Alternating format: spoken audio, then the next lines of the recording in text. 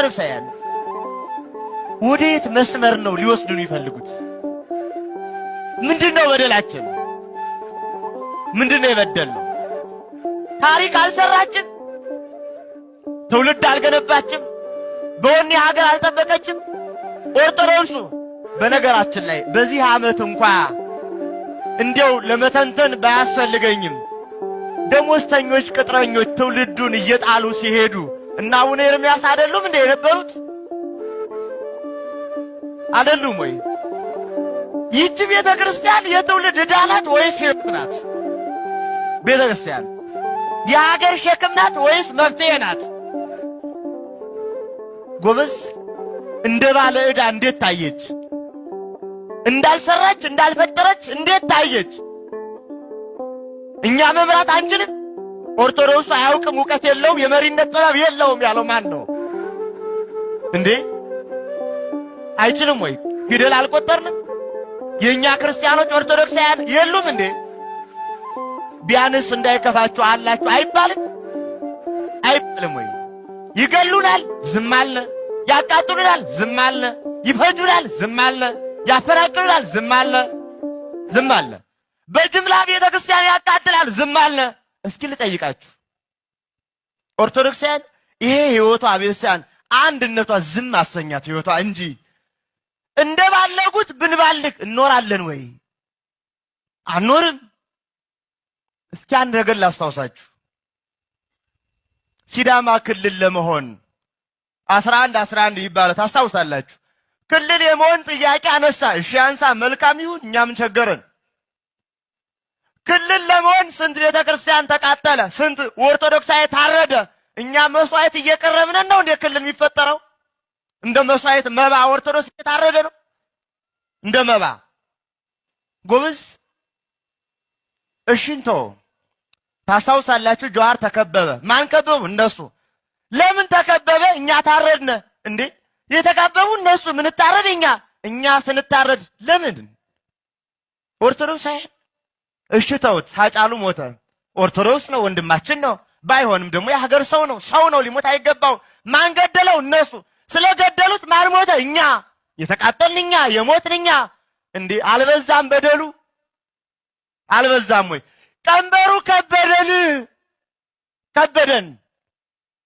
ከበደን። በእያንዳንዱ ሰበብ የተፈለገ ኦሮሚያ ምድር ላይ ኦርቶዶክስ መኖር አልቻለም። ተሰደዱ ክርስቲያኖች። ለምን?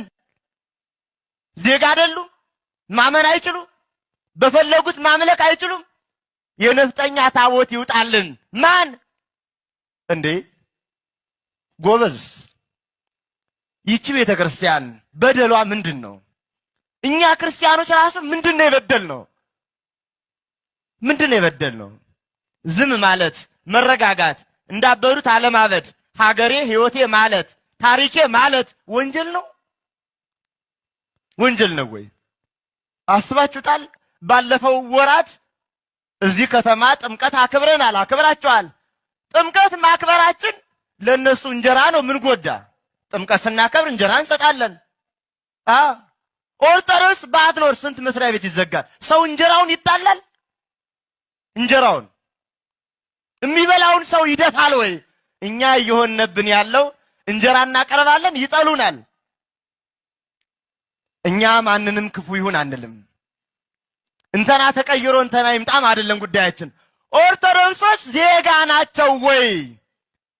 እንደ ሰው የመምራት ጥበብ አቅም አላቸው ወይ? በትምህርት የሚያዳክሙን እኛው። የኛው ኦርቶዶክስ አይማርም፣ ሲፈተን ይወድቃል፣ ይጣላል። ይሄ እኮ በጣም በደል ነው ጎበዝ።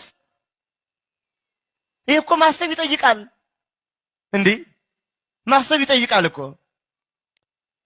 ኦርቶዶክስ ሆነን እንዴት እንቀጥላለን እንዴ? ምን አገናኘው? መጾም መጸለይ ነው። እንጾማለን፣ እንጸልያለን፣ ንስሐም እንገባለን፣ እንቆርባለን። ግን መብታችን ደግሞ ሊነካ አይገባም። ይሰው አይደለን?